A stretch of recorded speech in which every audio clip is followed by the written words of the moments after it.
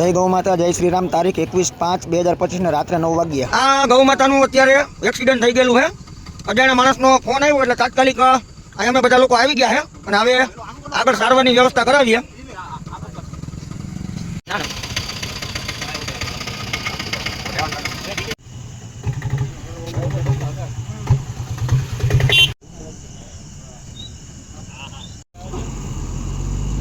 અત્યારે તાત્કાલિક અમે દિનુભાઈને જાણ કરી કે જેથી કરી આ ગાયને અત્યારે સારવાર મળી જાય.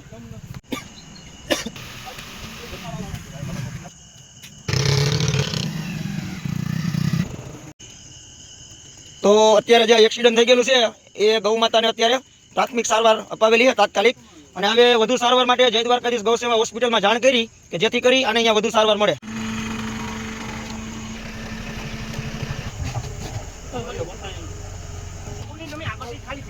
પગું 2 જણા વારી જોયો ભાઈ, પછી ખેંચો ચંદ્રસિંહ.